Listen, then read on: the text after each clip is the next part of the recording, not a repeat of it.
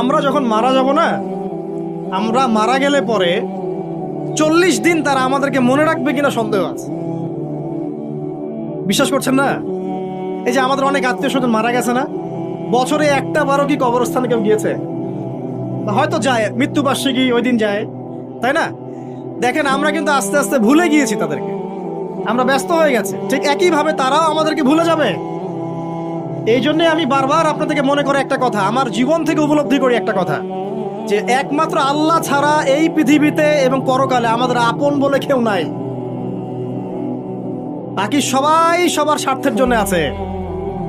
মানুষ মানুষের অবস্থানকেই মূল্যায়ন করে, মানুষ মানুষের অবস্থানকেই মূল্যায়ন করে। আল্লাহ রাব্বুল আলামিন আপনার ভিতরটাকে ভালোবাসেন। দেখেন, আপনি যখন নামাজ পড়েন নাই, আল্লাহ পাক কিন্তু আপনাকে ধ্বংস করে দেন নাই। আল্লাহ পরম করুণাময় আপনাকে হেদায়েত দিয়ে নামাজি বানিয়ে দিয়েছেন। জীবন অনেক পাপ করেছেন, ইনস্ট্যান্ট আল্লাহ পাক শাস্তি দিতে পারতেন, আল্লাহ পাক দেন নাই। আল্লাহ আপনাকে ভালোবাসেন, আল্লাহ আমাকে ভালোবাসেন। আল্লাহ পাকের এই ভালোবাসার ঋণটা শোধ করার জন্য হলেও নামাজি হয়ে যান, আল্লাহর পথে ফিরে আসেন, দিনের জন্য কিছু করেন, দিনের ফিকির করেন, পড়াশোনা করেন। প্রিয় ভাইরা, আল্লাহ পাক তৌফিক দান করুন।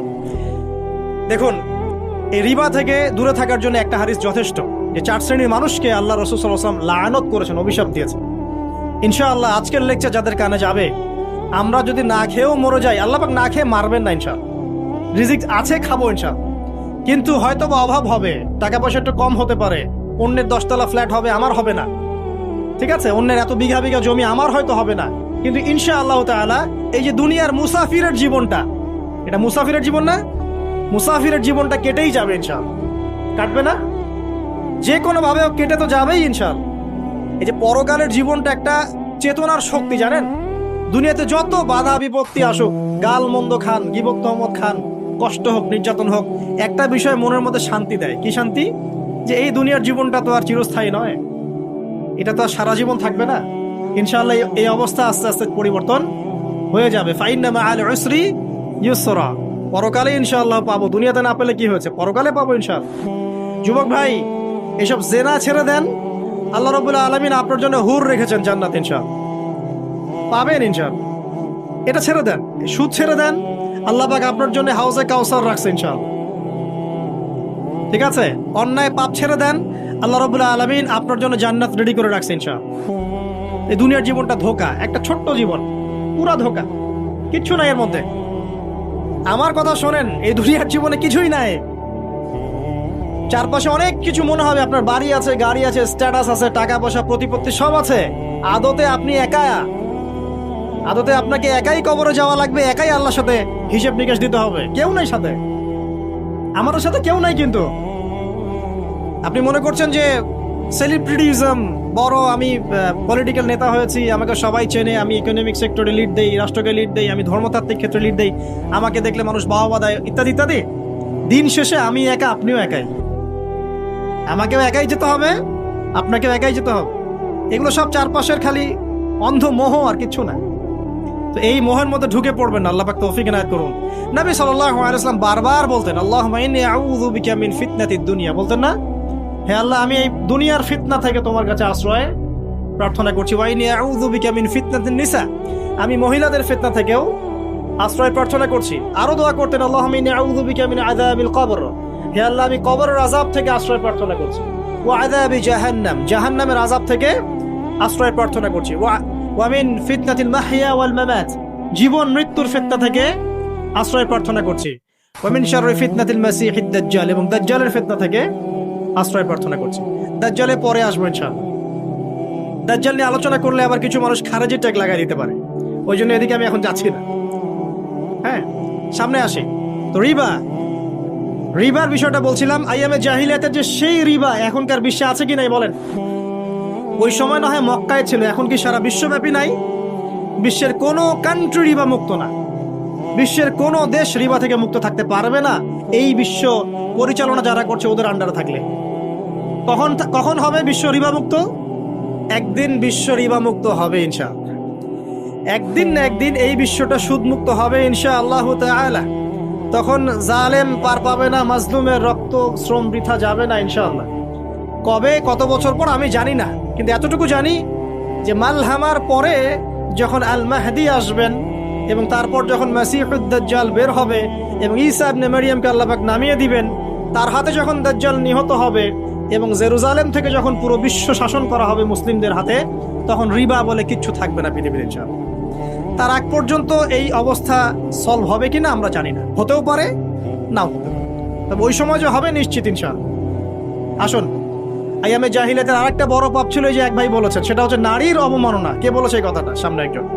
হ্যাঁ, আইয়ামে জাহিলিয়াতের অন্যতম একটা সেরা পাপ ছিল কি? নারীর অবমাননা। এটা নিয়ে কি বলতে হবে? এখন ধর্মের মধ্যেও আমরা নারীদেরকে অবমাননা করছি। বহু নামাজি ব্যক্তি আছে আমাদের মধ্যে, দেখবেন বোনের সম্পত্তি দেয় নাই,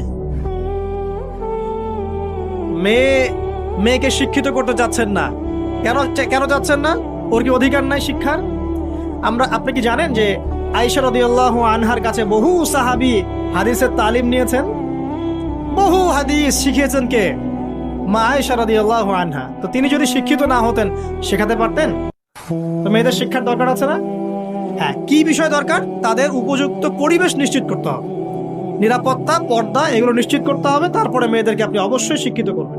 ঘরের কোণে বসে রাখতে কে বলেছে? আপনি নিরাপদ পরিবেশ দেন, পর্দা দেন, তারা মাদ্রাসা যাবে, পড়াশোনা করবে। ঠিক আছে? আল্লাহ পাক আমাদের মা বোনদেরকে শিক্ষিত করার তৌফিক দান করুন, আমিন। ভালো ভালো কোয়ালিটি সম্পন্ন মহিলা মাদ্রাসা গড়ে তোলেন। আর মেয়েরা যদি শিক্ষিত না হয় তাহলে আমাদের বাড়ির বউরা শিক্ষিত হবে না, আর বউ শিক্ষিত না হলে আপনি একা শিক্ষিত হয়ে লাভ নাই। তখন ওই যে বললাম টর্চার সেল, ওই টর্চার সেলে ঢুকতে হবে আর কি। কথা বুঝতে পারছেন না? আগে বিয়ে শাদী করেন, বুঝবেন ইনশাআল্লাহ। আর যারা করেছেন তারা অলরেডি হাসছে যে মিটমিট করে দেন। ঠিক আছে? আচ্ছা, সামনে আসেন। দেখেন মেয়েদের অবমাননা কিভাবে দেখাবো। সবচেয়ে বড় অবমাননা হচ্ছে ওদের দেহটাকে আমরা এখন পণ্য বানিয়েছি। এই যে পর্নোগ্রাফি দেখেন, এই মেয়েগুলোর ইজ্জতের কোনো দাম নাই। মানে তাদের দেহটাকে একটা ব্যবসার সামগ্রী বানানো হয়েছে। এখানে আমরা মেয়েদের দেহটাকে আমরা কি বানিয়েছি? পণ্য বানিয়ে দিয়েছি। আর এখন তো চলছে কাপড় খোলা সংস্কৃতি। প্রত্যেকটা সেক্টরে আপনি গিয়ে দেখবেন মেয়েদের ইজ্জত, সম্মান, আব্রুটাকে উন্মুক্ত করে এটাকে দিয়ে আমরা বিজনেস করছি। এটা একটা বিজনেস। এখানে সমাধান কি? সমাধান আয়েশা রাদিয়াল্লাহু আনহা। সমাধান কে? সমাধান ফাতিমা রাদিয়াল্লাহু আনহা। সমাধান কে? সমাধান খাদিজা রাদিয়াল্লাহু আনহা। আমাদের মা, আমাদের বোন, আমাদের স্ত্রীদেরকে তাদের মতো করে মানুষ করতে হবে, গড়ে তুলতে হবে ইনশাআল্লাহ। দেখবেন নারীর সত্যিকারের সম্মান নিশ্চিত হবে ইনশাআল্লাহ। ইসলাম কি কখনো বলেছে যে মেয়েরা কাজ করতে পারবে না, পড়াশোনা করতে পারবে না ইত্যাদি? এই নাস্তিকরা তো ঠুনকো যুক্তি দিয়ে আক্রমণ করে। কে বলেছে সমস্যা? এমন ইসলামিক স্টেট আছে যেখানে একটা স্টুডিও, মনে করি স্টুডিও, ছবি তোলা হয়, কথার কথা, সেখানে সব কর্মী মহিলা, কোনো পুরুষ নাই। একটা মাদ্রাসা, সমস্ত কর্মী মহিলা, কোনো পুরুষ নাই। একটা স্কুল, সবাই মহিলা, কোনো পুরুষ নাই। ওখানে মেয়েরাই পড়ে, মেয়েরাই শেখায়। জায়েজ না? না জায়েজ? বলেন। একটা নিরাপদ পরিবেশে যদি মেয়েরাই মেয়েদের দায়িত্ব নিয়ে পড়াশোনা করায়, ব্যবসা করে, অন্য কিছু করে, জায়েজ না? না জায়েজ? তাহলে পরিবেশ নিশ্চিত করাটা হচ্ছে চ্যালেঞ্জ। ইসলাম বলছে না যে আপনি তাকে একদম অজ্ঞ করে রেখে ঘরের কোণে ফেলায় রেখে দেন, তাকে আপনি পড়াশোনাও শেখাবেন না, সম্পত্তির অধিকারও দিবেন না, কিছুই না। এগুলো ইসলাম কখনো বলেনি। বলেছে? আরে বোকা মানুষ, রাসূলুল্লাহ সাল্লাল্লাহু আলাইহি ওয়াসাল্লামের সময় তো মহিলা সাহাবীরা উহুদের যুদ্ধও করেছে। কি শুনলেন? রাসূল সাল্লাল্লাহু আলাইহি ওয়াসাল্লামের সময় মহিলা সাহাবী উহুদের যুদ্ধও করেছে। উহুদের যুদ্ধের নাম শুনেছেন? ওখানে মহিলা সাহাবীও ছিল তীরন্দাজ। তাহলে মহিলাটা কি করে নাই নবীর যুগে? খাদিজা রাদিয়াল্লাহু আনহা যত বড় ব্যবসায়ী ছিলেন, এখন এত বড় ব্যবসায়ী পাবেন? কোন মেয়ে আছে এত বড় ব্যবসায়ী? উসমান রাদিয়াল্লাহু আনহু যত বড় বিজনেসম্যান ছিলেন, এখন এত বড় বিজনেসম্যান আছে? তো কি ছিল না সেই স্বর্ণ যুগে? ওই স্বর্ণ যুগের সুন্নতি আমাদেরকে আমল করতে হবে। আল্লাহ পাক তৌফিক এনায়েত করুন, আমিন। প্রিয় মা ও বোনেরা, পর্দা ছাড়বেন না। আপনাদের জন্য 4টা কাজ: স্বামীর আনুগত্য করা, লজ্জাস্থানের হেফাজত করা, আপনার 5 ওয়াক্ত সালাত ঠিকঠাক মতো আদায় করা এবং রমজান মাসে সাওম রাখা। নবীজি বলেছেন সাল্লাল্লাহু আলাইহি ওয়াসাল্লাম, জান্নাতের যে কোনো দরজা দিয়ে ইচ্ছা আপনি প্রবেশ করতে পারবেন। আপনার জন্য সহজ। আর স্বামীর আনুগত্য বলতে আমি বুঝাইনি স্বামীর দাসত্ব করতে হবে, এটা বলিনি। এখনকার কিছু ফ্যামিনিস্ট মেয়ে আছে, ওরা আনুগত্য শব্দ মনে হয় যে দাসত্ব মনে হয়। আনুগত্য দাসত্ব এক জিনিস না। আনুগত্য কি? স্বামী কোরআন সুন্নাহর অনুকূলে কোনো কথা বলেছে, আপনি মানবেন। স্বামী বলছে পর্দা করো, তোমাকে ভালোবেসে বলছি তুমি পর্দা করো, তুমি আমার অনেক প্রিয় একজন মানুষ, তুমি বেপর্দায় বাইরে যাবা, লোকজন দেখবে, কেমন হয়? ঠিক আছে, তোমাকে তো আমিই বিয়ে করেছি, তুমি আমার, মানুষ তোমাকে দেখবে কেন? ঠিক আছে, তো এখন স্বামী ভালো কথা বলেছে, আপনি শুনলেন, এটা আনুগত্য। আর ওই স্বামী যদি বলে আসো তো আমার কলিগরা এসেছে, ওকে খাবার সার্ভ করতে হবে, আসো খাবারটা পরিবেশন করো, এখন আপনি বেপর্দা হয়ে আপনার স্বামীর কলিগের সামনে খাবার পরিবেশন করতে শুরু করলেন, এটা কি আনুগত্য করতে হবে? এটা তখন আপনি আনুগত্য করবেন না। সিম্পল, কোরআন সুন্নাহর অনুগত কাজে আপনি স্বামীর আনুগত্য করবেন, বিপরীতে গেলে আপনি করবেন না। স্বামীর আনুগত্য মানে স্বামীর দাসত্ব নয়। আর এই হাদিসটা আপনি কেন ভুলে যান যে আল্লাহ রাসূল সাল্লাল্লাহু আলাইহি ওয়াসাল্লাম বলেছেন আল্লাহ ছাড়া যদি কাউকে সেজদা করা যেত, সম্মান বুঝাচ্ছেন, আল্লাহ ছাড়া যদি কাউকে সেজদা করা জায়েজ হতো, আমি মেয়েদেরকে বলতাম যেন স্বামীকে সেজদা করে। কেন? কারণ আপনাকে রেসপন্সিবিলিটি, আপনার খাবার, আপনার ফুড, আপনার শেল্টার, আপনার মানে পুরো দায় দায়িত্ব নিজের হাড় ভাঙা পরিশ্রম দিয়ে, জীবনের ঝুঁকি নিয়ে স্বামী আপনার জন্য করে। সে আপনার সম্মান পাওয়ার যোগ্য তো? সে কি আপনার সম্মান পাওয়ার যোগ্য নয়? আপনি যদি সম্মানের হক আদায় না করতে পারেন তাহলে আপনি অকৃতজ্ঞ। আর অকৃতজ্ঞ মেয়ে কখনো জান্নাতে যাবে? একটা হাদিসে আছে বেশিরভাগ মেয়ে জাহান্নামে যাওয়ার অন্যতম কারণ হচ্ছে তারা স্বামীর সাথে কুফুরি করে। কি করে? মানে সারা জীবন স্বামী ভালোবেসে যায়, ভরণ পোষণ দিয়ে যায়, সব চাহিদা পূরণ করে যায়, একদিন দেখবেন কথা কাটাকাটি হয়েছে, ওই দিন বলে বসবে যে তোমার কাছে আমি কিচ্ছু পাই নাই সারাদিন।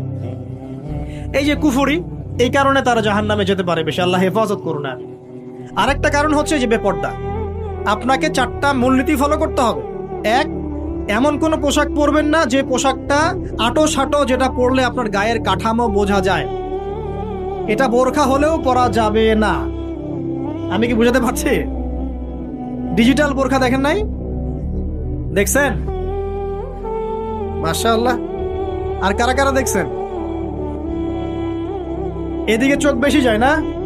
আচ্ছা, এমনি দেখা যায়, চোখ দিতে হয় না, এমনি দেখা যায়। ডিজিটাল বোরখা চলবে না, ডিজিটাল বোরখা চলবে না। আমার মত, এটা আমি মত দিচ্ছি, আমি আল্লাহর রাস্তায় সময় দিয়েছি অনেকদিন, এবং এখানে যে পর্দাটা শেখানো হয় এরকম পর্দা আমি অন্য কোথাও দেখিনি। এত চমৎকার পর্দা শেখানো হয়। কারা কারা সময় লাগিয়েছেন? 3 দিন 7 দিন সময় দিয়েছেন কারা কারা? বেশিরভাগই দেন নাই। সমস্যা নাই, দিতে হবে, আমি বাধ্যতামূলক বলিনি আপনাকে। বলেছি এখানে পর্দা শেখানো হয়, চমৎকার পর্দা শেখানো হয়, যে এখানে চোখটা পর্যন্ত তাদের ঢেকে রাখার তালিম দেওয়া হয়। যাই হোক, যেখানেই শেখেন অ্যাটলিস্ট পর্দাটা শিখলেই হলো। এমন পোশাক হবে না যেই পোশাকটা আটো সাটো, যেটা পরে আপনার গায়ের কাঠামো বোঝা যায়। 2 নম্বরে এমন পোশাক পরা যাবে না যেই পোশাকটা পরলে বাহির থেকে ভিতরের অঙ্গ দেখা যায়। দেখেছেন? দেখেন নাই? দেখছেন হুজুর? আচ্ছা, আপনারা তো সব দেখেন দেখি। তারপরে 3 নাম্বার, এমন পোশাক পরা যাবে না যেটা অমুসলিমদের সাথে সাদৃশ্য আছে। কথা বুঝতে পারছেন? অমুসলিমদের ধর্মীয় বিষয়ের সাথে সাদৃশ্য আছে এমন পোশাক মুসলিম মেয়েদের পরা যাবে না। এর মানে এই নয় যে অন্য ধর্মকে আপনি আক্রমণ করবেন, এটাও নয়। যে যার ধর্ম তাদের স্বাধীনতা মতো পালন করবে। মুসলিমরা বাধা দিবে না। মুসলিমরা দাওয়াত দিতে পারে। কি করতে পারে? দাওয়াত দিতে পারে যে ভাই, এই যে লা ইলাহা ইল্লাল্লাহর কনসেপ্ট আপনাকে বুঝাচ্ছি, আল্লাহ ছাড়া কোনো মাবুদ নাই, মুহাম্মদ সাল্লাল্লাহু আলাইহি ওয়াসাল্লাম সর্বশেষ রাসূল, এই কোরআন পড়ুন, হাদিস পড়ুন, দেখুন এটাই হচ্ছে মানবতার মুক্তির সনদ। এরপর যদি সে ইসলাম কবুল করে আলহামদুলিল্লাহ, যদি না করে এর হিসাব কে দিবে? সে নিজে দিবে। এর হিসাব কি আমাকে দেওয়া লাগবে? দেওয়া লাগবে না। তো অমুসলিমদের সাথে সাদৃশ্য আছে এমন পোশাক চলবে না। আর 4 হচ্ছে, পুরুষরা মেয়েদের পোশাক পরতে পারবে না, মেয়েরা পুরুষদের পোশাক পরতে পারবে না। জি, আপনাদেরকেই বলছি, আপনারা জিন্স পরতে পারবেন না, মেয়েদেরকে বলছি, এবং টি শার্ট পরতে পারবেন না। আপনারা ওই যে যা ইচ্ছা তাই ড্রেস পরে বলবেন যে 1000 বছরের সভ্যতা সংস্কৃতি, এসব বাজে কথা চলবে না। এখানে এটা 1000 বছরে কোনোদিনও আমাদের দাদা নানিরা এগুলা কখনো পরে নাই। পড়ছে? আপনার দাদি কখনো এরকম পরছিল শাড়ি? তো যে বললো 1000 বছর থেকে পরে আসতেছে নাকি? সুবহানাল্লাহ। তো এখানে বিষয়টা হচ্ছে পুরুষ মেয়ের পোশাক পরতে পারবে না, মেয়ে পুরুষের পোশাক পড়তে পারবে না। আমি খুব সংক্ষিপ্ত করে আপনাকে কোরআন সুন্নাহ থেকে 4টা মূলনীতি বলে দিলাম। এই 4টা মূলনীতি কোরআনেও আছে, হাদিসেও আছে। আসেন, এই যে নারীর অবমাননা, এই বিষয়টা আইয়ামে জাহিলিয়াতে যেমন ছিল, এখন দেখবেন আরো বড় পরিসরে এসেছে। আসে নাই? এই যে ফ্যাশন শো, দেহের প্রদর্শনী, বিভিন্ন ফিল্মস দেখবেন, ফিল্ম ইন্ডাস্ট্রিজে দেখবেন মিউজিকে দেখবেন, পর্নে দেখবেন মেয়েদের দেহটাকে নিয়ে ব্যবসা করা হচ্ছে। আগে তো না হয় কন্যা সন্তান হলে জীবন্ত পুঁতে ফেলতো নাকি, এখন যদি গর্ভের বাচ্চা মেয়ে জানে অনেকে আগেই মেরে ফেলায়। বোঝেন নাই মনে হয়? অনেকে যদি জানে যে গর্ভে মেয়ে সন্তান আছে আগেই মেরে ফেলায়। এমন অনেক দেশ আছে, আমি নাম বলছি না দেশের সঙ্গত কারণে, যে সেই দেশে এরকম মেয়ে সন্তানকে এই যে খালাস করে ফেলার, নষ্ট করে ফেলার, ভ্রূণ নষ্ট করার আলাদা ক্লিনিক আছে, আলাদা হসপিটাল আছে। বলে নাউজুবিল্লাহ। তো আসলে ওই 1450 বছর আগের মানুষটা বেশি বর্বর ছিল না আমরা বেশি বর্বর? এই অধিকারের কথা বলে বলে আমরা মেয়েদের দেহটাকে নিয়ে এখন মস্করা করছি, তামাশা করছি। সবচেয়ে সেরা অধিকার কোথায় পাবে? কোরআনে পাবে, হাদিসে পাবে, ইসলামে পাবে। তার পর্দা নিশ্চিত হবে, দেহ সেফ থাকবে, তার ইজ্জত নিশ্চিত হবে, ইজ্জত সেফ থাকবে, তার সম্মান সেফ থাকবে, তাকে রাজরানীর মতো স্বামী বাসায় রাখবে, কারণ সে হচ্ছে তার কাছে সবচেয়ে মূল্যবান প্রিয় বস্তু। শুধু তাই নয়, সম্পত্তির অধিকার তাকে দিতে হবে। একজন মেয়ে তার ভাইয়ের সম্পত্তি পাবে, তার বাবার সম্পত্তি পাবে, তার স্বামীর সম্পত্তি পাবে, সব দিক থেকে সে সম্পত্তি পাবে। আর একজন ছেলে কিন্তু সব দিক থেকে সম্পত্তি পাবে না। এই বিষয়গুলো যখন এক শ্রেণীর মানুষ বোঝে না, তখন ইসলামের বিরুদ্ধে অহেতুক প্রপাগান্ডা চালানো শুরু করে। সবচেয়ে সেরা সম্মান রক্ষার উদাহরণ দেয়া হয়েছে ইসলামে, কোরআনে এবং হাদিসে। এই কথাটা আপনাদের মা বোনদেরকে বোঝাবেন, তবে নম্রতার সাথে বোঝাবেন, কারণ উচ্চবাচ্য করলে তারা কথা শুনবে না। আর আল্লাহ রাসূল সাল্লাল্লাহু আলাইহি ওয়াসাল্লাম বলেছেন, কিছুটা বাঁকা হাত দিয়ে তাদেরকে তৈরি করা হয়েছে। যদি আপনি শক্ত করে চাপ দিতে যান তাহলে ভেঙে যাবে, আর যদি আপনি ওই অবস্থায় ছেড়ে দেন তাহলে বাঁকাই থেকে যান। এখানে আপনাকে হিকমা অবলম্বন করতে হবে। আল্লাহ পাক তৌফিক দান করুন। একটা বিষয় বলছিলাম, ওই যে শিরকের পাপ এখন গ্লোবালাইজেশন হয়েছে না, ওই সুদের পাপ এখন গ্লোবালাইজেশন হয়েছে না। গ্লোবালাইজেশন বোঝেন? মানে বিশ্বায়ন, পুরো বিশ্বে ছড়িয়ে পড়েছে না। আর একটা হচ্ছে এই যে মেয়েদের অবমাননা, এটা সারা বিশ্বে ছড়িয়ে পড়ে নাই? আচ্ছা, আর দুটা বলবো, এরপর বলে আমি শেষের দিকে যাচ্ছি। আসেন, একটা হচ্ছে মাদক। আইয়ামে জাহিলিয়াতের অন্যতম সেরা পাপ ছিল কি? মাদক। ওই যে বলছেন জাহিলি যুগ, কেন বলছেন জাহিলি যুগ? বিকজ ওইখানে মাদক খেত মানুষ বেশি। এখন বলেন, ওখানে না হয় মক্কায় মাদক খেত মানুষ, এখন সারা বিশ্বে মাদক ছড়িয়ে পড়ে নাই? বেশি না কম? এখন এই যে নতুন নতুন মাদক আসছে, ইয়াবা, আরো নাকি কি কি আসছে নতুন নতুন, আমরা নামও জানি না। এই যে গাঁজার নাম জানি, ফেন্সিডিলের নাম জানি, আর কি কি আছে? হিরোইন বলেন, আর দু একটা, আফিম, আর কি আছে? হ্যাঁ, রেন্ডি, সুবহানাল্লাহ, এই নামও কখনো শুনি নাই আমি।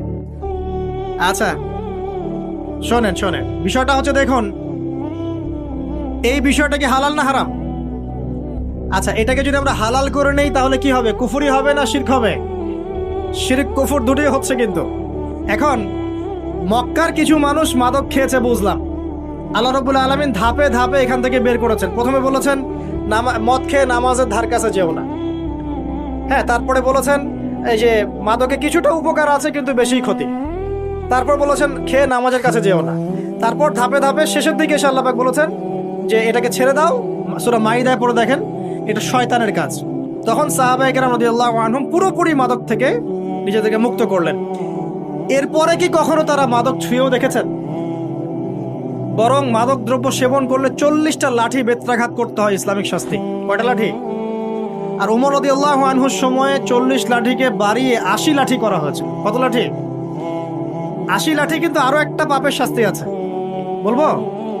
অপবাদ, এখন যেটা বেশি দেয়া হয়, অপবাদ, মিথ্যা অপবাদ, সতী সাদী নারীর উপরে মিথ্যা অপবাদ, এর শাস্তি হচ্ছে 80 লাঠি। আবার 100 লাঠির শাস্তি আছে, 100 লাঠি। এটা কিসের জানেন? জিনা। এই যে যারা করছেন, এর শাস্তি হচ্ছে 100 লাঠি। তাও জনসমক্ষে দিতে হবে, গোপনে না। আর 1 বছরের জন্য এলাকা ছাড়া করতে হবে। রজম একটা শাস্তি আছে, রজম। এটা কি? রজম মানে পাথর নিক্ষেপ করে হত্যা। এটা তো বর্বর, তাই না? অমানবিক, মধ্যযুগীয়। এসব কথা শুনছেন না? শোনেন, কিছু কিছু বিষয় আছে যে বিষয়গুলো করার পরে এই পৃথিবীতে মানুষ বেঁচে থাকার অধিকারটা হারিয়ে ফেলে। কথা বুঝতে পারছেন না মনে হয়? কিছু কিছু পাপ আছে, এগুলো করলে পরে মানুষ এই পৃথিবীতে বেঁচে থাকার অধিকারটা হারায় ফেলে। যেমন কোনো বিবাহিত ব্যক্তি যদি জেনা করে, নাউজুবিল্লাহ, কোনো ছেলে যদি কোনো ছেলের সাথে যৌন সম্পর্ক করে, সমকামী করে, বা এটাকে যেটা গে মানে যেটা কি বলে সমকামিতা, ঠিক আছে, এই কাজ যদি কেউ করে, নোংরা কাজ যদি কেউ করে, কোনো মেয়ে যদি কোনো মেয়ের সাথে এরকম কোনো কাজ করে, একই পাপ। এসব পাপ করলে পরে এই পৃথিবীতে বেঁচে থাকার অধিকারটা সে হারিয়ে ফেলে। কথা কি বুঝতে পারছেন? আচ্ছা, তখন শাস্তি হচ্ছে আল্লাহ রাব্বুল আলামিন পাথর নিক্ষেপ করে হত্যা করতে বলেছেন। কারণ হচ্ছে সে এত গর্হিত একটা কাজ করেছে যেটা এই শাস্তি পাওয়ার সম্পূর্ণ যোগ্য। এবং কওমে লূত নামে যে কওম ছিল, ওই কওমটাকে আসমানে উঠিয়ে আল্লাহ পাক পাথর বর্ষণ করে এভাবেই শেষ করে দিয়েছে। জর্ডান একটা দেশ আছে না, জর্ডানের পাশে ডেড সি নামে একটা জায়গা আছে, ডেড সি, মৃত সাগর। ওইখানে সাদুম নামে একটা গোত্র থাকতো। কোন গোত্র? সাদুম। ওই সাদুম গোত্র এরকম সমকামী ছিল। আল্লাহ রাব্বুল আলামিন লূত আলাইহিস সালামকে পাঠিয়েছিলেন, তারা হেদায়েতের বাণী শোনে নাই। আল্লাহ পাক ওদেরকে আসমানে উঠিয়ে পাথর নিক্ষেপ করে উল্টা দিকে দাফন করে দিয়েছেন। নাউজুবিল্লাহ। তো কিছু কিছু পাপ আল্লাহ পাক সহ্য করেন না, আল্লাহ পাকের আরশ কেঁপে ওঠে। এই পাপগুলো সেরকম পাপ। কথা বুঝতে পারছেন? তো এই যে জিনা, পর্নোগ্রাফি, ব্যভিচার, পরকে, এগুলোর মধ্য দিয়ে আমরা নারীর অবমাননা করছি না? এবং ধর্মের মাধ্যমেও মাঝে মাঝে করছি, যখন আমরা ধর্মের নামে মেয়েদের অধিকার দিচ্ছি না। অনেকেই সম্পত্তির অধিকার দিচ্ছেন না, অনেকেই শিক্ষিত করছেন না, অনেকেই আরো যৌতুক নিচ্ছেন না, অনেকেই যে বিয়ের সময় যৌতুক নেয়, এটা তো মেয়ের উপর, মেয়ের পিতার উপর টর্চার করা, সম্পূর্ণ হারাম। তারপরে দেখবেন, রিপোর্টগুলো পড়ে দেখবেন যে এই বছর 2022, এই 22-এই গভর্নমেন্ট রিপোর্ট অনুযায়ী নিবন্ধিত প্রায় 1339টা ধর্ষণের মামলা হয়েছে। তো এটা এখন অ্যাভেলেবল, যে কোনো সব জায়গায় ধর্ষণ হচ্ছে, এখন অ্যাভেলেবল। মানুষ এটাকে স্বাভাবিক মনে করছে, এখন নর্মাল ধর্ষণ হতেই পারে, মানুষ এখন এমন মনে করছে। প্রত্যেক দিন পেপার খুলবেন, দেখবেন রেপের খবর, প্রত্যেক দিন খবর শুনবেন ধর্ষণের খবর। আর সব খবর তো আসে না, আসে হয়তো 10%, 20%, 30%, বেশিরভাগই আসে না। এলাকায় মোড়ে দেখবেন, গ্রামে গঞ্জে শহরে বন্দরে খালি ইফটিজিং দেখবেন, খালি ইফটিজিং। মেয়েদেরকে যৌন হয়রানি করা হচ্ছে, বাসে, অটোতে, টেম্পুতে, সব জায়গায়। বাসের মধ্যে মেয়েকে রেপ করে ফেলা হচ্ছে। একটা বাচ্চা মেয়ে যে বোঝেও না যে সেক্সুয়াল বিষয়গুলো কি জিনিস, ওকেও রেপ করা হচ্ছে। এই যে মহামারী, আপনি তো বুঝতে পারছেন না যে আমরা কোন সমাজে আছি। এই সমাজে আপনার মেয়ে তো সেফ না, আমার মেয়ে তো সেফ না। আমার মেয়ে, আপনার মেয়ের ভবিষ্যৎ কি হবে, এর ভবিষ্যতের নিশ্চয়তা কে দিবে? আপনার মেয়ের ইজ্জতের ভবিষ্যতের নিশ্চয়তা কে দিবে? এই নিশ্চয়তা দেওয়ার মতো মানুষ কোথায়, নেতা কোথায়? কারো ঘরের স্ত্রী, কারো ঘরের বোন, কারো ঘরের মেয়ে এখন সেফ না। যে কোনো দিন, যে কোনো জায়গায়, যে কোনো দুর্ঘটনা হতে পারে। বাসে, ট্রাকে, ট্রেনে, অটোতে, সব জায়গায় হতে পারে। আর এগুলোকে আমরা প্রমোট করছি, এখন নগ্নতাকে প্রমোট করছি, পর্নকে প্রমোট করছি। এই নগ্নতা, পর্ন, এসব দিয়ে মানুষের মাথাটাকে পুরো জানোয়ার বানিয়ে ফেলা হয়েছে। পর্ন দেখাতে দেখাতে ছেলেদের মাথাটাকে জানোয়ার, পশু বানিয়ে ফেলা হয়েছে। এরা এখন বোঝে না যে মেয়ে কি জিনিস, মা কি জিনিস, বোন কি জিনিস, তাও বোঝেন। ভাই বোনের সাথে জেনা করেছে, চাচাতো বোন চাচাতো ভাইয়ের সাথে জেনা করছে, চাচাতো ভাই ফুফাতো বোনের সাথে জেনা করছে। রংপুরের খবর শুনলাম যে মায়ের সাথে ছেলেও জেনা করেছে। না, এগুলো কেন হচ্ছে? এই মহামারী কেন হচ্ছে? কি সমাধান দিবে? সমাধান ইসলামে ছিল, আমরা নেই নাই। সমাধান হচ্ছে, প্রথম সমাধান অশ্লীলতার মহামারী বন্ধ করতে হবে। মানুষ পর্ন দেখতে দেখতে পশু হয়ে গেছে। আপনি বাইরে এই যে আলখাল্লা টুপি দাড়ি পরে ঘুরলে লাভ আছে? ইমানের আলোচনা করবেন, খুব লাফালাফি করলো, 2 দিন পর দেখবেন কোনো খবর নাই। পর্ন দেখতে দেখতে ভিতরটা শেষ, ড্যামেজ। পর্নোগ্রাফিতে যে একবার আসক্ত হয়েছে, তার মধ্যে ইমানের কোনো তেজই থাকবে না, কোনো তেজ থাকবে না। এখন আলেম জালেম সবার ফোনে দেখবেন পর্ন চলে আসতেছে। কেউ দেখতে না চাইলেও তাকে দেখতে বাধ্য করা হচ্ছে। ফেসবুকে ঢুকবেন, নগ্ন দৃশ্য। এই নগ্নতা দিয়ে, এই পর্নোগ্রাফি দিয়ে, এই যে মিডিয়ার মধ্যে দিয়ে প্রমোটিংটা দিয়ে ব্যভিচার ছড়িয়ে দেয়া, জেনা ছড়িয়ে দেয়া, অশ্লীলতা ছড়িয়ে দেয়া, পরকীয়া ছড়িয়ে দেয়া, এর মধ্য দিয়ে নারীর সম্মান, দেহ, ইজ্জতকে আমরা এখন রাস্তার সাথে মিশিয়ে দিয়েছি। কিসের অধিকারের কথা বলছে? কিসের নারী অধিকারের কথা বলছে? খালি ডিগ্রি সার্টিফিকেট অর্জন করতে পারলেই অধিকার হয়? আমার তো ইজ্জতই ঠিক থাকলো না, আমার অধিকার কোথায় থাকলো? একটা সার্টিফিকেট অর্জন করার জন্য কলেজের মেয়েদেরকে বড় বড় নেতার বেডরুমে ঢুকানো হচ্ছে, দেখেন নাই? তো একটা সার্টিফিকেট অর্জন করতেই হবে আমাকে, নিজের ইজ্জত বিক্রি করে দিয়ে হলেও আমার সার্টিফিকেট অর্জন করতেই হবে। লাথি মারি এসব পড়াশোনার পিছনে, দরকার নেই আমার পড়াশোনা। হচ্ছে বাসায় এলাকায় এলাকায় মহিলা মাদ্রাসা করেন, মাদ্রাসায় মেয়েদেরকে পড়ান। আমি খুব দুঃখের সাথে বলছি, অনেক মাদ্রাসাতেও এরকম ঘটনা কিন্তু ঘটেছে না?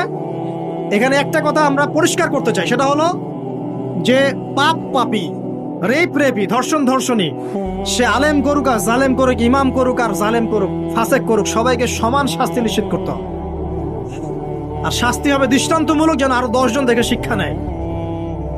ওই যে ইসলামে আছে না হাত কেটে ফেলা, কি কারণে বলেন তো? কারণ সবাই যখন দেখবে এই যে খুঁটির সাথে বেঁধে একটা চোরের হাত কেটে ফেলা হয়েছে, এলাকার সব মানুষ দেখেছে, চুরি বাড়বে না কমবে? নিশ্চিত চুরি কমে যাবে ইনশাআল্লাহ। তো এই যে নারীর অবমাননার ওই যুগের চেয়ে এই যুগে বেশি না কম? আপনি ভালো করে আল্লাহর নূর দিয়ে দেখেন। আমি প্রথমে বলেছি, শুধু বাইরের চোখ দিয়ে দেখলে সব বুঝতে পারবেন না। আল্লাহ পাকে নূর দিয়ে দেখেন, কোরআন সুন্নাহর গভীর জ্ঞান দিয়ে দেখেন, দেখবেন ওই জাহিলিয়াতের চেয়ে 1000 গুণ বেশি জাহিলিয়াত এখনকার বিশ্বে চলছে। আল্লাহ পাক আমাদের মা বোনদের ইজ্জত হেফাজত করুন, তাদের সম্মান হেফাজত করুন। আমরা দোয়া করি আল্লাহ পাক তাদেরকে উচ্চশিক্ষায় শিক্ষিত করুন, নিরাপত্তা নিশ্চিত করুন। কেউ যদি ওদের দিকে খারাপ চোখ তুলে তাকায়, আল্লাহ পাক সেই চোখকে যেন ধ্বংস করে দেন। আল্লাহ পাক তাদের ইজ্জতের প্রতি যদি কেউ খারাপভাবে হাত বাড়ায়, তাদের শাস্তি যেন নিশ্চিত করার তৌফিক আল্লাহ পাক আমাদেরকে দান করেন। আল্লাহ পাক আমাদের মা বোনদেরকে মহামূল্যবান মনে করে আমাদেরকে হেফাজত করার তৌফিক দান করুন, আমিন। আর তাদেরকে যারা নগ্ন করতে চায়, আল্লাহ পাক এদেরকে ধ্বংস করে ছেড়ে দিন, আমিন। আল্লাহ পাক বলেছেন, যারা চায় মুমিন মুসলিমদের সমাজে অশ্লীলতা ছড়িয়ে পড়ুক, দুনিয়া এবং আখিরাত উভয়ে জাহানে আল্লাহ পাক এদেরকে ধ্বংস করবে। আরেকটা বলে শেষ করি, সেটা হলো, কয়টা বলেছি ভাই জাহিলিয়াত? ইমাম মুহাম্মদ বিন আব্দুল ওয়াহাব রাহিমাহুল্লাহ, তার একটা বইয়ের মধ্যে 1000টা জাহিলিয়াত আছে। আমি 5টা বাছাই করেছি। কয়টা? 5টা। কয়টা বলেছি? 4টা। এক হচ্ছে কি বলেছিলাম? শিরক, আছে না নাই? রিবা, এখন আছে না নাই? 3 নাম্বার কি ছিল? মাদক। আর 4 নাম্বার নারীর অবমাননা। মাদক তো বুঝলেন, এটা তো আমার চেয়ে আপনারা ভালো বুঝেন, মাদক সব জায়গায় আছে। আরেকটা কথা বলি, দেখুন মাদক নিয়ে একটা কথা বলি, শুনুন। আপনাদের কি কখনো গায়ে কখনো ফোড়া হয়েছে? কার কার গায়ে ফোড়া হয়েছে বলি, হাত তুলে। আচ্ছা, কেমন ব্যথা? ফোড়া ফেটে গেলে কি বের হয়? রক্ত আর পুঁজ বের হয়, তাই তো? একটা হাদিস পড়েছি, রাসূলুল্লাহ সাল্লাল্লাহু আলাইহি ওয়াসাল্লাম বলেন সাল্লাল্লাহু আলাইহি ওয়াসাল্লাম, যে জাহান্নামে আমাকে মেরাজের রাতে জাহান্নাম দেখানো হয়েছে। মেরাজের রাতে আমাকে জাহান্নাম দেখানো হয়েছে। তো সেখানে আমি দেখলাম যে কিছু মানুষকে এই জাহান্নামীদের রক্ত আর পুঁজ খেতে দেয়া হচ্ছে। মানে আল্লাহ জানেন কেমন করে, রক্ত আর পুঁজ পান করতে দেয়া হচ্ছে। কারণ জাহান্নামে পিপাসা লাগবে না, ক্ষুধা লাগবে না? ক্ষুধা লাগবে। খাবার খেতে চাইলে জাক্কুম, আর পানি খেতে চাইলে হামিম, গরম উত্তপ্ত পানি। আর এই যে রক্ত আর পুঁজের একটা মিশ্রণ খেতে দেয়া হচ্ছে। তো নবী সাল্লাল্লাহু আলাইহি ওয়াসাল্লামকে সাহাবীরা পরে জিজ্ঞাসা করলেন, ইয়া রাসূলুল্লাহ, কোন পাপের কারণে তাদেরকে এই শাস্তি দেয়া হচ্ছে? নবী করিম সাল্লাল্লাহু আলাইহি ওয়াসাল্লাম বললেন, তাদেরকে এই শাস্তি দেয়া হচ্ছে একটা পাপের কারণে, সেটা হলো মাদক দ্রব্য সেবন করা। আর ওই পানীয়টার নামও নবীজি বলে গেলেন, তার নাম হচ্ছে তিনাতুল খাবাল। কি নাম? তিনাতুল খাবাল। এই তিনাতুল খাবাল মানে জাহান্নামীদের রক্ত এবং পুঁজ, এটা খেতে দেয়া হচ্ছে মাদকদ্রব্য সেবনকারীদের জন্য। আল্লাহ রাসূল সাল্লাল্লাহু আলাইহি ওয়াসাল্লাম বলেছেন, কোনো ব্যক্তি যদি মাদক সেবন করে, তার 40 দিনের নামাজ কবুল হবে না। সে যদি আবার তওবা করে ফিরে আসে, আল্লাহ পাক মাফ করে দিবেন ইনশাআল্লাহ। যদি আবারও মাদক খায়, আবার 40 দিনের নামাজ কবুল হবে না। তারপর যদি আবার তওবা করে, আবার আল্লাহ মাফ করে দিবেন ইনশাআল্লাহ। তারপর যদি আবার মাদক খায়, আবার 40 দিনের নামাজ কবুল হবে না। তারপর যদি আবার তওবা করে, আবার আল্লাহ মাফ করে দিবেন। তারপরে যদি আবার মাদক খায়, তখন আল্লাহ রাব্বুল আলামিন তাকে তিনাতুল খাবাল পান করান। প্রিয় ভাইরা, আপনারা মুসলিম না? আমরা মুসলিম না? মুসলিম যুবকদের সবচেয়ে সেরা অস্ত্র হচ্ছে ঈমান এবং নৈতিকতা। অন্যরা জাহিলিয়াতের স্রোতে ভেসে যাক, মুসলিম তরুণরা কখনো জাহিলিয়াতে যাবে না ইনশাআল্লাহ। আমার সাথে ওয়াদা করেন যে কোনো প্রকার মাদক দ্রব্যের সাথে সংশ্লিষ্ট থাকবেন না। একটা সিগারেটেও কখনো টান দিবেন, কারণ সিগারেটটা কি? সিগারেট আপনাকে আস্তে আস্তে অন্য মাদকের দিকে নিয়ে যাবে। সিগারেট খাওয়া শিখেছিস, এখন গাঁজাও খা। গাঁজা খাওয়া শিখলে এখন ওটা খা, ওটা খা, এই করতে থাকে। এক পর্যায়ে আপনি এখান থেকে আর বের হতে পারবেন না। এখানে আপনার দেহের ক্ষতি, আপনার মস্তিষ্কের ক্ষতি, আপনার পরিবারের ক্ষতি। এমন আপনি যদি পরবর্তীতে গিয়ে পরিবার গঠন করতে চান, আপনি সুখী পরিবারও গঠন করতে পারবেন না, কারণ ভিতর থেকে আপনি নিজেকে শেষ করে ফেলছেন। দুইটা ভয়ঙ্কর পাপের কথা বলে দেই। এই দুইটা পাপে যারা আসক্ত হয়ে আছে, তারা তওবা করে ফিরে আসলে পরেও সারা জীবন তাদেরকে এটা সাফার করতে হবে। কথা বুঝতে পারছেন না? তওবা করে ফিরে এসেছেন মনে করে, তারপরেও আপনাকে সারা জীবন এই পাপের ফলটা ভোগ করতে হবে। এক, মাদক দ্রব্য দীর্ঘদিন সেবন করেছেন, তওবা করেছেন, ফিরে এসেছেন, আল্লাহ হয়তো মাফ করে দিয়েছেন, আল্লাহ পাক মাফ করে দিয়েছেন, বাট আপনি আপনার দেহের যে ক্ষতিটা করে ফেলেছেন এটা পোষাতে পারবেন না। এক নাম্বার। দুই, তখন আপনি যদি বিয়ে করেন, আপনি স্ত্রীকে সন্তুষ্ট করতে পারবেন না। হ্যাঁ। দুই নাম্বার হচ্ছে এই যে গোপনে যুবকরা যে পাপটা করে, মাস্টারবেশন, যেটাকে আমরা বলি হস্তমৈথুন, এই পাপ যেসব যুবকরা করছে বা করে, এবং অ্যাভেলেবেল এই পাপটা সবাই করে, কারণ এখন পর্নের যুগ। পর্ন দেখলে তো আর কোনো উপায় নাই, তখন তো এই পথেই যেতে হচ্ছে, নিজের উপরে নিজেকে জুলুম করতে হচ্ছে। যারা হস্তমৈথুন অভ্যস্ত হয়ে গেছে, এরা যদি তওবা করে ফিরেও আসে, শরীরের যে ক্ষতিটা হয়েছে এটা পূরণ হবে না। দেখেন, আমার মতো বয়সে, আমার চেয়ে প্রায় 10 বছর বয়স আগেই তারেক বিন জিয়াদ স্পেন জয় করেছিল। আমার যে বয়স এখন চলছে 30 পার হয়ে গেছে, এর চেয়ে আরো প্রায় 10 বছর আগে মুহাম্মদ বিন কাসিম এই সিন্ধু জয় করেছিল। এখন যে ইসলাম আপনি ভোগ করছেন, এটা তাদের ফল, তাদের এই জিহাদের ফল। তো এখন আমাদের এই যে 20 বছর 30 বছরের যুব সমাজের দিকে তাকায় দেখেন, একবার তাকায় দেখেন, চেহারাগুলো একটু দেখেন, চেহারা দেখেন, এক একটা চেহারা দেখেন, চেহারায় নূর নাই, নষ্ট হয়ে গেছে, নামাজ নাই, চোখগুলো বসে যাচ্ছে, কারণ সারা রাত জেগে থাকছে। ওই যে টিকটক টিকটক টিকটক সারা রাত, হ্যাঁ, সারা রাত ফোনে, সারা রাত গল্প গুজব। রাত্রেবেলা দেখবেন, রাত্রেবেলা শহর যেন জীবিত হচ্ছে। রাত্রেবেলা ক্যারাম খেলে, রাত্রে লুডো খেলে, রাত্রে এটা করে, রাত্রে সে, সারাদিন ঘুম, সারাটা দিন ঘুম। আপনি কি জানেন সারা রাত কে জেগে থাকে, সারা রাত কে ঘুমায়, আর সারা দিন কে জেগে থাকে? সারা রাত জেগে থাকে কুকুর, এবং সারাদিন ঘুমায় কুকুর। আর দেখবেন আপনি বিড়ালকে দেখবেন, ও কিন্তু রাত্রে ঘুম, এবং দিনের বেলা সে অ্যাক্টিভ। পাখিকে দেখবেন, পাখি সন্ধ্যা হলো একদম ঘরে, যেই সূর্য ডুববে পাখি একদম ঘরে, দেখেন না, পাখি ঘরে। আর যেই ফজর হবে পাখি বের হয়ে গেল। আর আল্লাহ রাসূল সাল্লাল্লাহু আলাইহি ওয়াসাল্লাম হয়তো বা এই কারণেই, আল্লাহ ভালো জানেন, তিনি বলেছেন এমন কিছু মানুষ জান্নাতে যাবে যাদের মনটা হবে পাখির মতো। সুবহানাল্লাহ। দেখেন পাখি কি করে, একদম সন্ধ্যা হলো ঘরে ঢুকে গেল, যেই ফজর হবে একদম ফজরের আগে আগে সে বের হয়ে গেল। তো পাখির মতো হওয়ার চেষ্টা করেন, পাখির মতো লাইফস্টাইলে আসেন, এবং সে সারাদিন পরিশ্রম করে রিজিকের জন্য, করে না? আল্লাহ পাক পাখিকে রিজিক দেন কি চাকরির মধ্য দিয়ে, না ব্যবসার মধ্য দিয়ে? কিভাবে সে রিজিক পায়? তাওয়াক্কুল, তাওয়াক্কুল, আল্লাহর প্রতি তাওয়াক্কুল। আর তাওয়াক্কুল করে কি সে ঘরে বসে থাকে, না রিজিক সার্চ করে, রিজিক তালাশ করে? আপনিও রিজিক তালাশ করেন, আল্লাহ পাক রিজিক দিবে ইনশাআল্লাহ। প্রিয় যুবক ভাইরা, আল্লাহর ওয়াস্তে তওবা করেন। যারা যারা মাদক দ্রব্যের সাথে সংশ্লিষ্ট আছেন বা থাকার সম্ভাবনাও ছিল, এর ধার কাছেও যাবেন না। ওয়াদা করছেন তো? এবং গোপন পাপে লিপ্ত হবেন না, গোপন পাপে লিপ্ত হবেন না। আপনি যৌবনকে ধরে রাখেন, ইনশাআল্লাহ দেখবেন আপনি সারা জীবন এনজয় করতে পারবেন। কিন্তু যদি এখন নিজেকে শেষ করে ফেলেন, এখন নিজেকে শেষ করে ফেললে আপনি বিয়ে করলে পরেও দেখবেন আপনি পস্তাচ্ছেন। ওই যে কলিকাতা হারবালে যেতে হবে, তো মডার্ন হারবালে দৌড় দিতে হবে। আর সব হারবাল টারবাল খেয়ে লাভ হয় না। কারণ কি? কারণ আল্লাহ প্রদত্ত যে নেয়ামত সেটা আপনি নষ্ট করে ফেলেছেন। এখন এইটা আর আপনি ক্ষতিপূরণ দিতে পারবেন। অতএব জীবনটাকে সিরিয়াসলি নেন।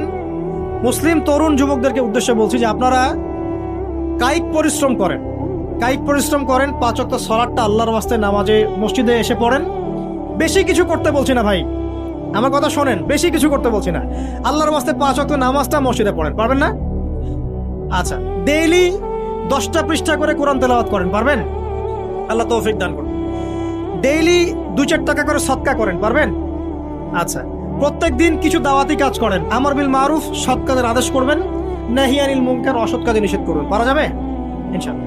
আপনি হালাল রিজিকের একটা সন্ধান খোঁজার চেষ্টা করেন, পারবেন ইনশাআল্লাহ। পড়াশোনায় নিজেকে ব্যস্ত রাখেন, লেখাপড়ায় নিজেকে ব্যস্ত রাখেন। যদি এর পাশে আপনি সময় পান, আমি বলবো আপনি খেলাধুলা করেন। যদি সময় কিছু বের করতে পারেন, কায়িক কিছু পরিশ্রম করেন, প্রয়োজনে কিছু কসরত করেন, জিম করেন, খেলাধুলা করেন, তারপরেও পর্নে যায় না, তারপরেও গার্লফ্রেন্ডের পিছনে সময় নষ্ট করেন না, তারপরেও যে টিকটক, ফেসবুক, ইউটিউব নিয়ে পড়ে থাকেন, ওগুলোর চেয়ে খেলাধুলা করা অনেক ভালো। অ্যাটলিস্ট আপনি ফিজিক্যালি ফিট থাকবেন। অনেকে বলতে পারে যে এটা না করলে হয়, এটা বাজে কাজ, সময় নষ্ট। আমি মনে করি এখনকার যুবকরা যেসব পথে সময় নষ্ট করছে, এর চাইতে অ্যাটলিস্ট খেলাধুলা করলে ভালো ছিল। একটা সময় ছিল না, আজকে থেকে 10 বছর আগে প্রচুর খেলা হতো না? ক্রিকেট হতো, ফুটবল হতো, এই ব্যাডমিন্টন হতো শীতকালে, তাই না? খেলার লিপ্ত থাকলে কিন্তু আমাদের মধ্যে একটা হৃদ্যতা, একটা বন্ড তৈরি হতো, একটা বন্ড। আমরা অনেক টুর্নামেন্ট খেলতাম না? এখন দেখবেন কিচ্ছু নাই, সব বন্ধ, খালি ফোন, সারাদিন কি ফোন। এটা আরো কি ডেঞ্জারাস না? এভাবে তাদের ফিজিক্যাল বডিটা নষ্ট হচ্ছে, মেন্টাল স্ট্রেংথটাও নষ্ট হচ্ছে। এর চেয়ে বরং তারা যদি কোনো কসরত করে, এটা অনেক ভালো হবে। এটা আমার মত, এটা আমি কোরআন সুন্নাহ থেকে কোনো কথা বলছি না। আল্লাহ পাক বোঝার তৌফিক দেখ। শেষ কথা হলো যে আইয়ামে জাহিলিয়াতের আরেকটা নির্মম বর্বরতা ছিল হচ্ছে গোত্রীয় দ্বন্দ্ব। কি ছিল? গোত্রীয় দ্বন্দ্ব। এটাই দিয়ে আমি শেষ করছি। সেটা হলো কেমন গোত্রীয় দ্বন্দ্ব? মনে করেন একটা গোত্রের নাম বনু তামিম, একটার নাম বনু হানিফা, একটার নাম হচ্ছে বনু কোরাইজা, একটার নাম হচ্ছে মনে করেন বনু মাখজুম, আরেকটা হচ্ছে বনু আদি। এরকম অনেক গোত্র ছিল। তো এই গোত্রগুলোর মধ্যে আপোষে দ্বন্দ্ব চলতো। খুব সামান্য কারণে তারা দীর্ঘস্থায়ী যুদ্ধ করত। একটু বোঝার চেষ্টা করেন, খুব সামান্য কারণে তারা লম্বা লম্বা যুদ্ধ করত। একটা উটকে কেন্দ্র করে প্রায় 80 বছর যুদ্ধ হচ্ছে। কত বছর? 80 বছর। এখন আপনাকে বলি, এই যে জাহেলিয়াতের এই যে গোত্রীয় হানাহানি, মারামারি, কাটাকাটি, এটা কি এখন সারা বিশ্বে ছড়িয়ে পড়েছে কি পড়ে নাই? আল্লাহর নূর দিয়ে দেখেন, পড়েছে কি পড়ে নাই? দেশে দেশে হানাহানি বেড়েছে না কমেছে? রাসূলুল্লাহ সাল্লাল্লাহু আলাইহি ওয়াসাল্লাম 23 বছর নবুয়তের জীবনে যতগুলো জিহাদ করেছেন এবং সারিয়া করেছেন, এতে সব মিলে হয়তো 2 থেকে 3 হাজার মানুষও মারা যায় নাই। ঠিক আছে? কিন্তু এখনকার দেখবেন প্রথম বিশ্বযুদ্ধেই কয়েক কোটি মানুষ শেষ, দ্বিতীয় বিশ্বযুদ্ধেই আরো কয়েক কোটি মানুষ শেষ, আর সামনে যে নিউক্লিয়ার যুদ্ধ হতে যাচ্ছে আল্লাহু আলাম কবে হবে, এবং এটা হইলে যে কি হবে পৃথিবীর অবস্থা আল্লাহই ভালো জানে। এমন নিউক্লিয়ার ওয়েপন্স আছে যেটা আসমানে যদি বিস্ফোরণ ঘটানো হয়, তাহলে ওই দেশের সমস্ত ইলেকট্রনিক জিনিসগুলো নষ্ট হয়ে যাবে। বুঝতে পারেন এই কথা? বোম মারতে হবে না পৃথিবীতে, মাটিতে বোমটা মারতে হবে না, আসমানে বিস্ফোরণ করে দিবে, তাতে আপনার পুরো দেশের যত ইলেকট্রনিক ডিভাইস আছে সব ড্যামেজ। এটা এই যুগ। ওই হিরোশিমা নাগাসাকির কথা মনে আছে? কি হয়েছিল ওখানে বলেন? 2টা বোম ফেলা হয়েছিল, পারমাণবিক বোমা। কে ফেলেছিল? কে ফেলেছিল? আমেরিকা। আচ্ছা, ওই বোম দুটার নাম কি? হ্যাঁ, এই তো জানেন, লিটল বয় আর ফ্যাটম্যান। ওই 2টা বোম পড়ে যে কোটি কোটি মানুষ মারা গেল, এখন পর্যন্ত জাপানের মানুষ তার তেজস্ক্রিয়তায় ভোগে। এখনকার পারমাণবিক ওয়েপন্সগুলো তার চেয়ে অনেক অনেক অনেক বেশি শক্তিশালী, হাজার লক্ষ গুণ বেশি শক্তিশালী হতে পারে। রাশিয়ার কাছে এমন সুপারসনিক মিসাইলস আছে, নিউক্লিয়ার মিসাইলস, যেগুলো শব্দের গতিবেগের চাইতেও 10 গুণ বেশি যেতে পারে। শব্দের গতিবেগ কত হার্টস বলো? তোমরা সায়েন্সে পড়ো নাই? তো এই শব্দের গতিবেগের চাইতেও 10 গুণ 20 গুণ বেশি যেতে পারবে কি একটা মিসাইল। মানে মিসাইল আবার আকাশ প্রতিরক্ষা ব্যবস্থা বলে একটা কথা আছে। আকাশ প্রতিরক্ষা ব্যবস্থায় ওই মিসাইলগুলোকে ডিফেন্ড করে দেওয়া যায়, ধ্বংস করে দেওয়া যায় আকাশেই। ওই প্রতিরক্ষা ব্যবস্থাও ধরতে পারবে না কত জোরে মিসাইল যাচ্ছে। এবং সেই রাশিয়াকে উস্কে দিচ্ছে এখন পশ্চিমারা, ফেলো একটা বোম, ইউক্রেনে একটা বোম ফেলো খালি। ও যদি একটা ফেলেই দেয়, তখন দেখবেন পশ্চিমারা সবাই মিলে আবার যুদ্ধে নেমে যাবে, পুরো বেসাকার হয়ে যেতে পারে। আল্লাহু আলাম, আল্লাহ ভালো জানেন। তবে এটা সময়ের ব্যাপার মাত্র যে বিশ্বে একটা ভয়ঙ্কর প্রলয়কারী কিছু একটা হতে যাচ্ছে। বলবো যে ভবিষ্যৎবাণী করে বেড়াচ্ছে। ভবিষ্যৎবাণী করি নাই, আপনার বর্তমান সম্পর্কে জ্ঞান নাই বলেই বর্তমানকে আপনার ভবিষ্যৎ মনে হয়। বর্তমান সম্পর্কে আপনি অজ্ঞ বলেই বর্তমানের জ্ঞানটাকে আপনার কাছে ভবিষ্যৎ মনে হচ্ছে। বর্তমান সম্পর্কে জ্ঞান অর্জন করেন, দেখবেন সঠিক বুঝতে পারবেন। নিউক্লিয়ার যুদ্ধের দ্বার প্রান্তে। তো যেটা বলছিলাম, এই যে গোত্রীয় হানাহানি দেখেন ছড়িয়ে পড়েছে, আর এই হানাহানিকে উস্কে দিচ্ছে কারা? এই উদ্দেশ্য বাস্তবায়নের জন্য তারা এই কাজগুলো করে বেড়াচ্ছে। আইয়ামে জাহিলিয়াতের সেই যে সুন্নত, ওই যে জাহিলিয়াত এখন সারা বিশ্বে এভাবে ছড়িয়ে পড়েছে। অতএব আপনার চোখ কান খোলা রাখতে হবে। ভয়ঙ্কর অবস্থা সামনে। দেখেন না, গভর্নমেন্ট বলছে এখন সামনে ভয়ঙ্কর খাদ্য সংকট দেখা দিবে, কৃষিজ দিকে ফোকাস করতে বলছে। এবং নিজেদের খাদ্য উৎপন্ন করার দিকে মনোযোগী হতে বলছে। এই কথাগুলো 5 বছর থেকে বলি নাই, তখন তো খারেজি হয়ে গেছিলাম। এখন এই কথাগুলো খোদ আমাদের দেশের প্রাইম মিনিস্টারও বলছেন, আলহামদুলিল্লাহ, তাকেও সেই বুঝ আল্লাহ পাক দান করেছেন। তো এই যে কথাগুলো, এগুলো কোনো অলিক গল্প কাহিনী নয়। যারা ওয়ার্ল্ড অ্যাফেয়ার্স বোঝেন তারা জানেন যে বিশ্ব এখন একটা ভয়ঙ্কর একটা অবস্থার সম্মুখীন হয়েছে।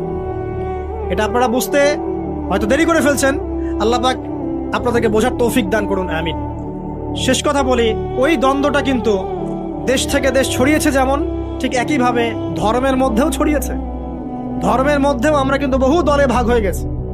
এমনকি মুসলিমদের মধ্যেও আমরা শততা বিভক্ত বিভিন্ন দলে আছে না? এক দল আরেক দলের লোকদেরকে সহ্য করতে পারে না, আরেক দল আরেক দলের ইমামকে সহ্য করতে পারে না, হ্যাঁ, এক সংগঠন আরেক সংগঠনকে সহ্য করতে পারে না। এই যে গোত্রীয় হানাহানির সুন্নত, ওই আয়ামে জাহিলিয়াতের সুন্নত, এটা এখন মুসলিমদের মধ্যেও ঢুকে পড়েছে। তো প্রিয় ভাইরা, দেখুন, আমি এক কথায় বোঝাতে চাইলাম যে জাহিলি যুগ আপনি যেটাকে বলছেন, আয়ামে জাহিলিয়াত যেটাকে বলছেন, যে কারণে বলছেন, ওই কারণগুলো প্রত্যেকটা কারণ এখনকার বিশ্বে মজুদ আছে। শুধুমাত্র স্বল্প পরিসরে না, এখন বড় পরিসরে মজুদ আছে।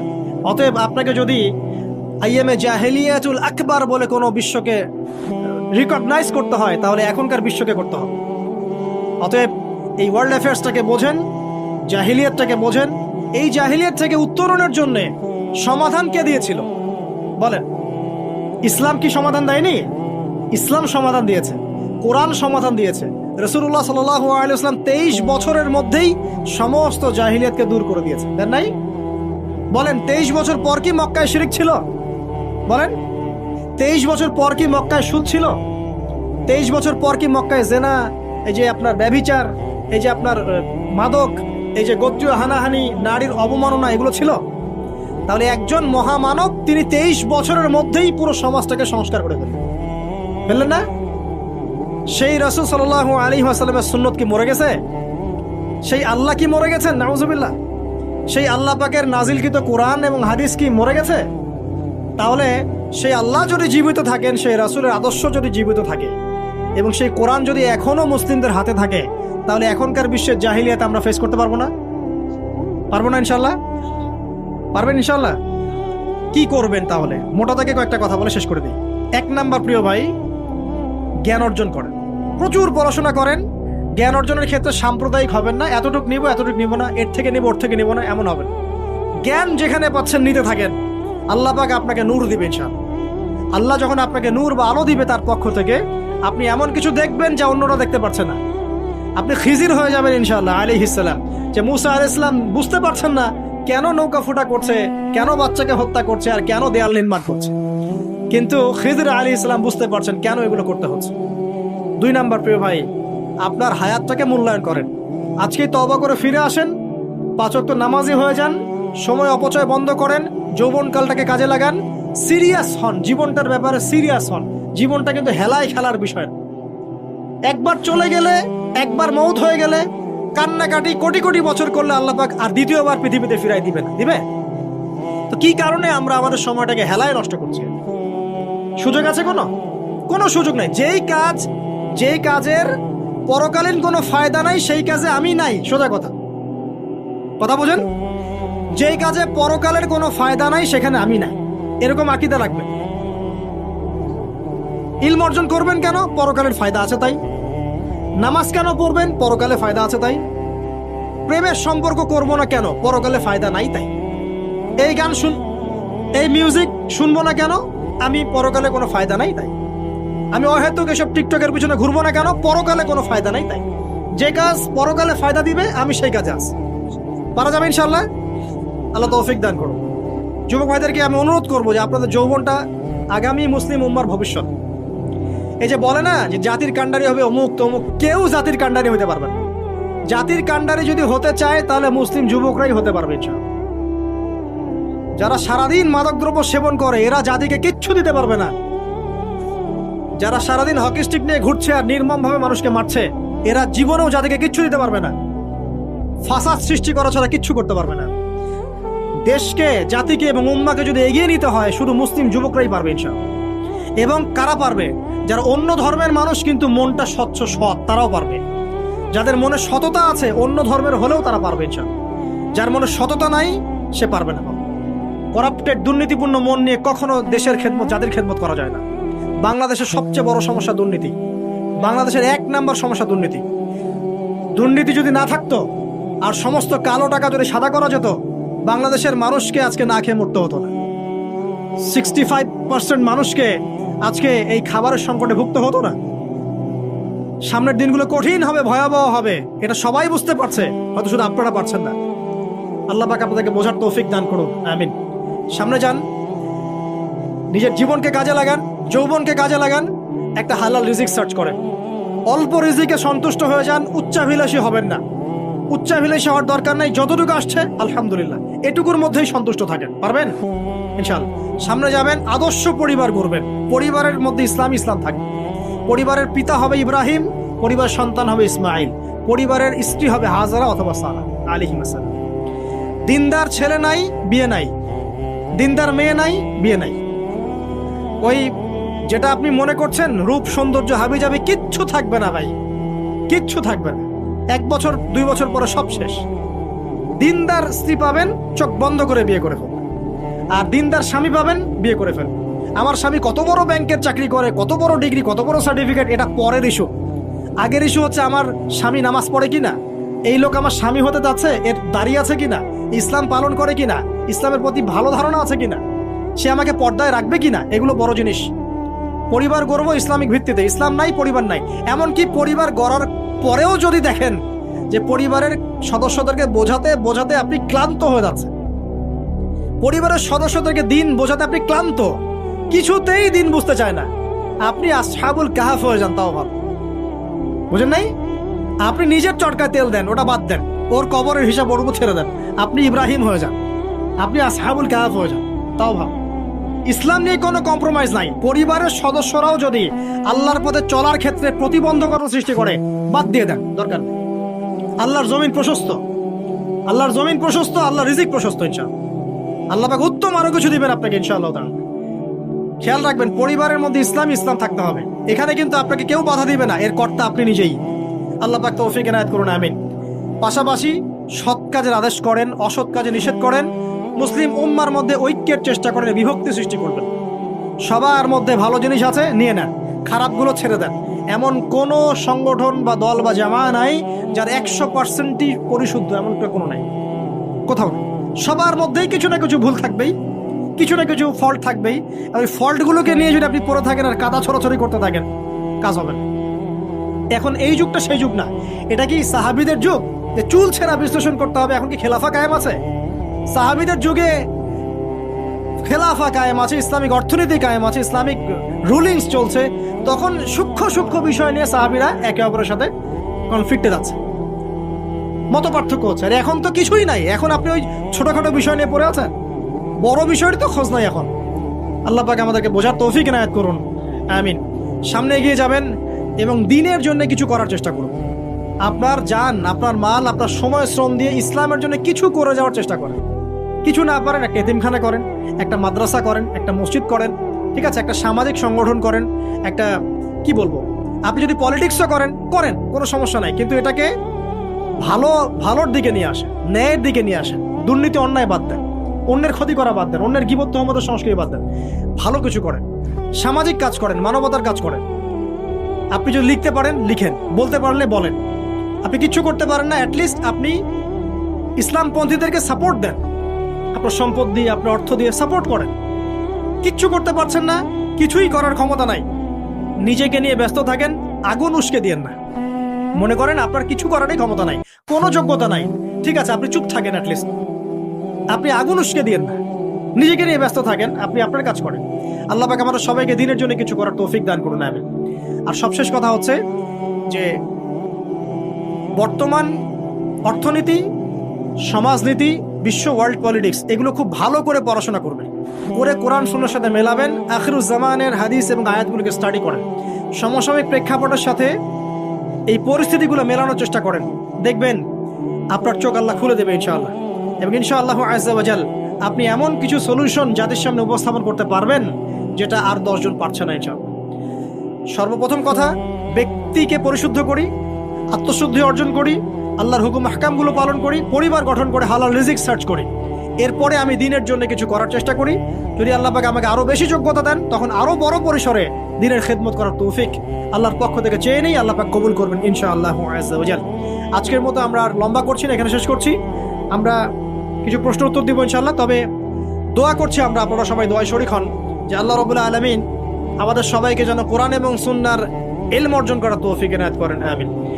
এবং আমাদেরকে সংকীর্ণ মানসিকতা থেকে বেরিয়ে আসার তৌফিক দান করেন। আল্লাহ পাক আমাদেরকে ওই আইয়ামে জাহিলিয়াতের সেই বড় বড় পাপগুলো থেকে বাঁচিয়ে রাখুন, আমিন।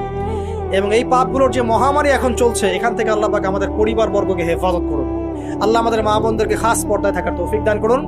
আল্লাহ পাক আমাদের যুবক ভাইদেরকে যাবতীয় পাপাচার ছেড়ে দেওয়ার তৌফিক দান করুন। আল্লাহ পাক আমাদের যুবক ভাইদেরকে 5 ওয়াক্ত নামাজি বানিয়ে দিন। আল্লাহ পাক আমাদের যুবক ভাইদেরকে এই মাদক পর্ন এসব ছেড়ে দেওয়ার তৌফিক দান করুন। আল্লাহ পাক যুবক ভাইদেরকে রিজিকের ব্যবস্থা করে দিন। আদর্শ পরিবার গঠন করার জন্য আল্লাহ আপনি সাহায্য করুন। আল্লাহ পাক আমাদের বাচ্চা যারা আছে, কচিকাচা বাচ্চা, এদেরকে ইসলামিক আদর্শে বড় করার তৌফিক দান করুন।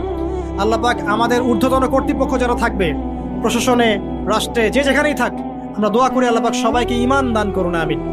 এবং আল্লাহ পাক তাদের গুনাহগুলোকে মাফ করে দিন। আল্লাহ পাক তাদের হাতকে শক্তিশালী করুন এবং তাদেরকে মুসলিম উম্মার জন্য কাজ করার তৌফিক দান করুন এবং ইসলামের শত্রুদের বিরুদ্ধে তাদেরকে শক্ত অবস্থান নেওয়ার তৌফিক দান করুন, আমিন।